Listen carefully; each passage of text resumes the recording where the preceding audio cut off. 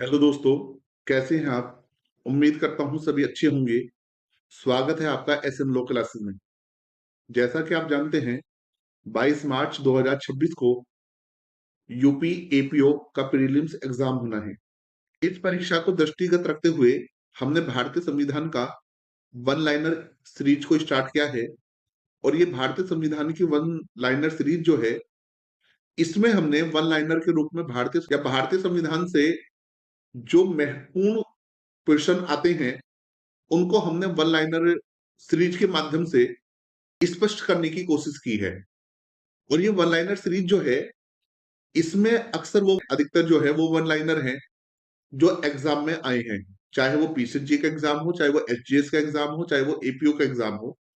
अलग अलग स्टेट में जो एग्जाम हुए हैं, उन सभी में जो संविधान से अभी तक जितने भी क्वेश्चन आए हैं और जो महत्वपूर्ण क्वेश्चंस आ सकते हैं, उन सब वन लाइनर सीरीज में कवर करने की कोशिश की है।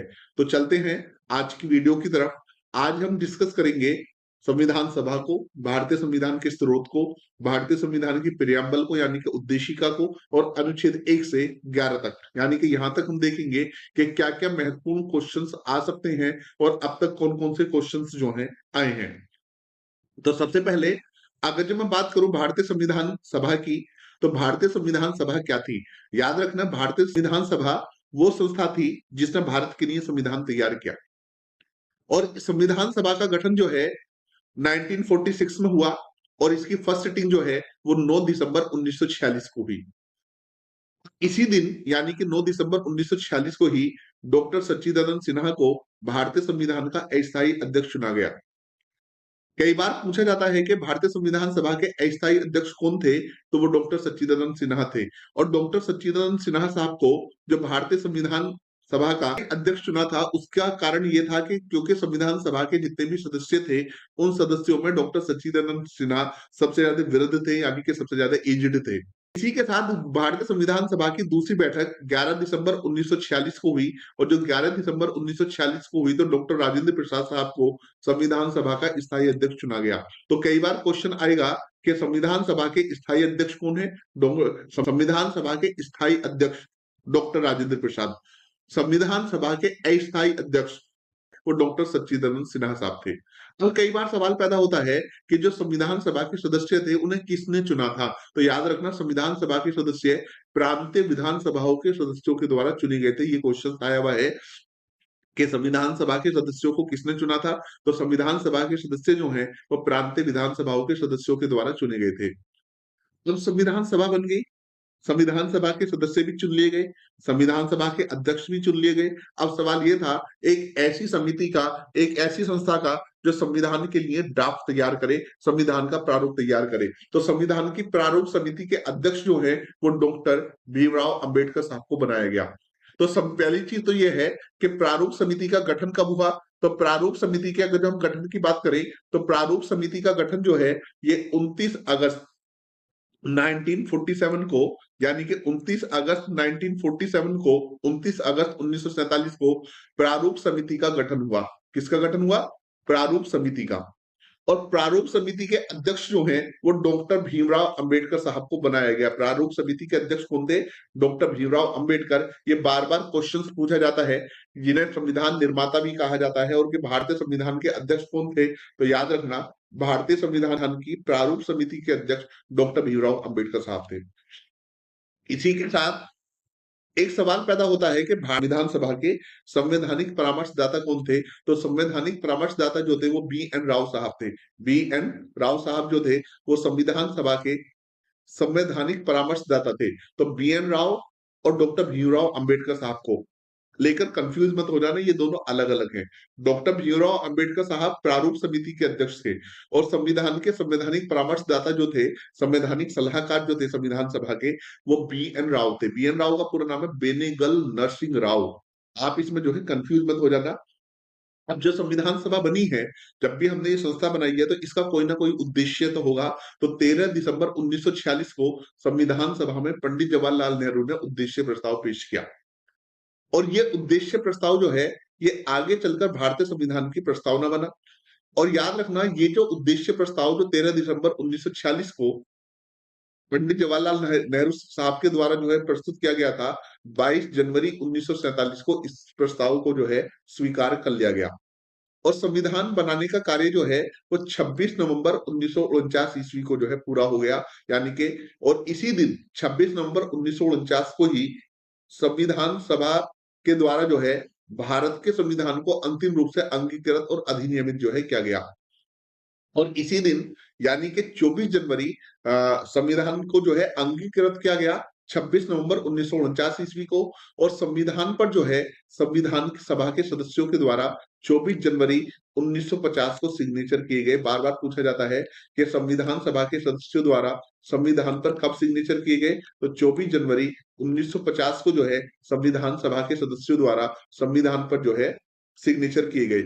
अब सवाल था, और जो हमारा राष्ट्र ध्वज तिरंगा है, तो याद रखना संविधान सभा ने राष्ट्रीय ध्वज तिरंगा को जो है 22 जुलाई 1947 को स्वीकार किया। कई बार क्वेश्चन आता है कि संविधान सभा ने राष्ट्रीय ध्वज तिरंगा को कब स्वीकार किया, 22 जुलाई 1947 को। एक सवाल ये बार बार पैदा होता है कि विधिक संप्रभुता कहां पर निवास करती है, वो भारत के लोगों में या भारतीय संविधान में। तो केशवानंद भारती बनाम स्टेट ऑफ केरला के बाद में सुप्रीम कोर्ट ने यह हेल्ड किया कि विधिक संप्रभुता भारतीय संविधान में निवास करती है, ना कि हम भारत के लोग में। एक नाम याद रखना, जस्टिस हिदायतुल्लाह। जस्टिस हिदायतुल्लाह साहब ने कहा है कि प्रस्तावना जो है वो संविधान की आत्मा है, शाश्वत है और अटल है। ये कई बार पूछा जाता है कि किसने संविधान की प्रस्तावना को संविधान की आत्मा कहा, तो ये जस्टिस हिदायतुल्लाह साहब ने कहा। और इसी के अलावा एक सवाल ये पैदा होता है कि भारत में कौन संप्रभु है और भारत का संविधान किसको समर्पित है। तो याद रखना, जब आप प्रियम्बल को देखोगे तो प्रियम्बल में लिखा है आज तारीख 26 नवंबर 1949 ईस्वी को एतद द्वारा इस संविधान को अंगीकृत, अधिनियमित और आत्मार्पित करते हैं। यानी कि भारत में संप्रभु भारत के लोग हैं, भारत का संविधान समर्पित है हम भारत के लोगों को। इसी तरीके से जब आप प्रस्तावना को देखोगे तो प्रस्तावना में जो है 5 शब्द हैं, संपूर्ण प्रभु संपन्न समाजवादी पंथ निरपेक्ष लोकतंत्रात्मक गणराज्य। ये 5 शब्द जो है इनके क्रम को आगे पीछे कर दिया जाता है और आगे पीछे करने के बाद फिर एग्जाम में पूछा जाता है कि इनका सही क्रम बताओ। तो इनका सही क्रम ये है, संपूर्ण प्रभु संपन्न समाजवादी पंथ निरपेक्ष लोकतंत्रात्मक गणराज्य। इसी के साथ पंथ निरपेक्ष, तो एक क्या है कि जो सीबीएसई है इसमें संस्कृत को एक पाठ्यक्रम के रूप में एक सब्जेक्ट लागू कर दिया गया। कुछ लोगों का मानना था कि ये पंथ निरपेक्षता के अगेंस्ट है, लेकिन सुप्रीम कोर्ट ने संतोष कुमार बनाम सचिव मानव संसाधन विकास मंत्रालय के बाद में यह निर्धारित किया कि संस्कृत भाषा को सीबीएसई में एक विषय के रूप में लागू करना पंथ निरपेक्षता के विरुद्ध नहीं है। जो जब हम प्रियम्बल को देखते हैं तो प्रियम्बल में 3 तरह के जस्टिस की बात की गई है, सामाजिक, आर्थिक और राजनीतिक न्याय। तो कई बार सवाल पूछा जाता है कि सामाजिक, आर्थिक और राजनीतिक न्याय शब्दों का प्रयोग कहां कहां पर हुआ है। तो याद रखना, सामाजिक, आर्थिक और राजनीतिक न्याय शब्दों का प्रयोग उद्देशिका के साथ साथ directive principles of state policy में भी किया गया है। इसी के साथ जो भारत के संविधान की उद्देशिका है, स्वतंत्रताएं देती है, कौन कौन सी? विचार, अभिव्यक्ति, विश्वास, धर्म और उपासना की स्वतंत्रता। यानी कि 5 तरह की स्वतंत्रताएं प्रियम्बल से हमें मिलती हैं। प्रियम्बल में उनके बारे में प्रावधान है, विचार, अभिव्यक्ति, विश्वास, धर्म और उपासना की स्वतंत्रता होगी, लेकिन अवसर की स्वतंत्रता की बात जो है वो प्रियम्बल नहीं करती। अवसर की समानता की बात करती है, स्वतंत्रता की बात जो है नहीं कर रही। इसी तरीके से एक सवाल पैदा हुआ था कि क्या उद्देशिका संविधान का भाग है? इन रिबेरुबारी एंड एक्सचेंज ऑफ एन्क्लेव के बाद में जो है ये वाला क्वेश्चन सुप्रीम कोर्ट के सामने आया था। इन रिबेरुबारी जो है एक रेफरेंस केस था।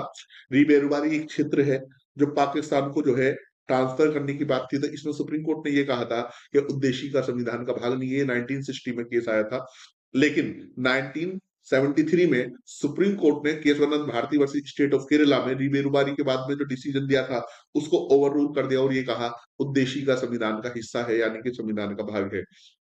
जस्टिस बुधोलकर साहब का स्टेटमेंट बहुत महत्वपूर्ण है, बार बार पूछा जाता था। इन्होंने कहा था कि प्रस्तावना जो है संविधान की मूल विशेषता का एक प्रतीक है, यानी कि संविधान की मूल विशेषताओं को ये बताती है। इसी तरीके से गोलकनाथ बनाम पंजाब राज्य के केस में जस्टिस सुब्बा राव साहब ने कहा था, जस्टिस सुब्बा राव साहब ने कहा था कि संविधान की उद्देशिका संविधान के आदर्शों एवं आकांक्षाओं का उल्लेख करती है, यानी कि ये बताती है संविधान के क्या आदर्श है और क्या उसकी आकांक्षाएं हैं। प्रस्तावना में पंथ निरपेक्ष शब्द डाले जाने के पहले भी केशवानंद भारती बनाम केरल राज्य के बाद में पंथ निरपेक्षता को भारतीय संविधान की मूल विशेषता माना गया था। यानी कि इसका मतलब ये नहीं है कि हमारे पास पंथ निरपेक्षता का जो सिद्धांत है या हम जो सेक्युलर जो हुए 1976 से हुए ना, 42वें संविधान संशोधन से पहले भी केशवानंद भारती के केस में सुप्रीम कोर्ट ने कहा था कि पंथ निरपेक्षता जो है वो भारतीय संविधान की जो है एक मूल विशेषता है। इसी तरीके से एसआर मुंबई बनाम भारत संघ 1994 के केस में न्यायमूर्ति पीबी सामंत के द्वारा यह अवलोकन किया गया कि लोकतंत्र और संवाद हमारे संविधान की आवश्यक विशेषताएं हैं और इसकी संरचना की मूल विशेषताएं हैं। केशवानंद भारती के केस में यह सवाल पैदा हुआ था कि क्या जब प्रस्तावना संविधान का भाग है तो क्या इसमें संशोधन हो सकता है? सुप्रीम कोर्ट ने कहा हाँ, प्रस्तावना संविधान का भाग है, इसमें संशोधन हो सकता है। याद रखना, अब तक प्रस्तावना में सिर्फ एक बार संशोधन हुआ है, 42वां संविधान संशोधन। और 42वें संविधान संशोधन के द्वारा 3 शब्द जो है प्रस्तावना में इंक्लूड किए गए हैं, समाजवादी, पंथ निरपेक्ष और अखंडता। जो भारतीय संविधान में पंथ निरपेक्षता है, पंथ निरपेक्षता का अर्थ यह है कि राज्य का अपना कोई धर्म नहीं होगा और राज्य सभी धर्मों के साथ समान व्यवहार जो है किया जाएगा। एसआर मुंबई बनाम भारत संघ के मामले में सुप्रीम कोर्ट ने यह कहा कि भारतीय संविधान एक परिसंघीय संविधान है, एक फेडरल कॉन्स्टिट्यूशन है और जो फेडरलिज्म है, परिसंघवाद है, वो संविधान का आधारभूत ढांचा है। यानी कि फेडरलिज्म को जो है basic structure of constitution supreme court ने कहा। इसी के साथ एक ज्यूरिस्ट हैं Glenville Austin, very very important है, बार बार पूछा जाता है। इन्होंने भारतीय संविधान को सर्वप्रथम और सम्मुख रूप से एक सामाजिक दस्तावेज कहा। तो ये सवाल पैदा होता है कि भारतीय संविधान को सामाजिक दस्तावेज किसने कहा? ग्लेनविल ऑस्टिन ने कहा। जो भारतीय संविधान में जो प्रस्तावना है, इसको हमने कहां से लिया है? संयुक्त राज्य अमेरिका से लिया है। ये अमेरिका के संविधान से आया है। इसी के साथ जो न्यायिक पुनर्विलोकन है, जुडिशियल रिव्यू है, ये भी अमेरिका से आया है। संसद के 2 सदन, संसदीय सरकार और संसदीय सदस्यों के विशेष अधिकार, इन्हें हमने इंग्लैंड के संविधान से लिया है। सुप्रीम कोर्ट की जो संकल्पना है, उसको हमने संयुक्त राज्य अमेरिका से लिया है। इसी के साथ याद रखना, एक ज्यूरिस्ट हैं सर आइवर जेनिंग्स, इन्होंने कहा कि भारतीय संविधान एक केंद्रीयकृत प्रवृत्ति वाला परिसंघात्मक संविधान है। यानी कि ये फेडरल है, लेकिन ये फेडरल वो है जो सेंट्रल गवर्नमेंट को ज्यादा शक्तियां देता है।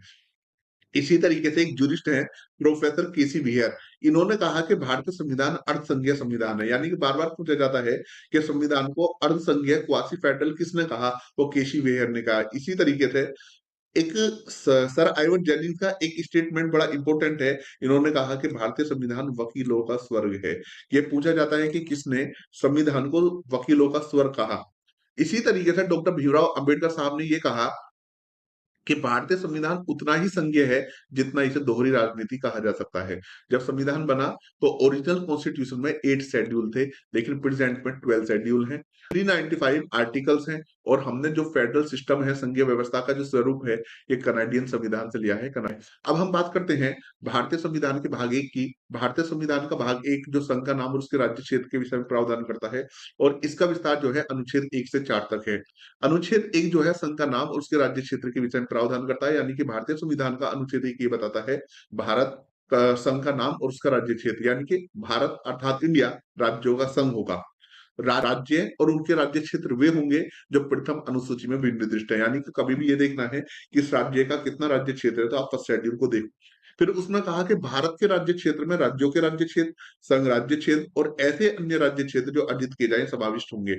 अनुच्छेद 2 जो है नए राज्यों के प्रवेश से स्थापना की बात करता है। यानी कि अनुच्छेद 2 ये कहता है कि संसद जब भी किसी नए राज्य का प्रवेश या स्थापना करेगी तो संसद करेगी और कानून बना के करेगी। अनुच्छेद 3 जो है नए राज्यों के निर्माण और वर्तमान राज्यों के क्षेत्र, सीमाओं और नाम के परिवर्तन के विषय में प्रावधान करता है।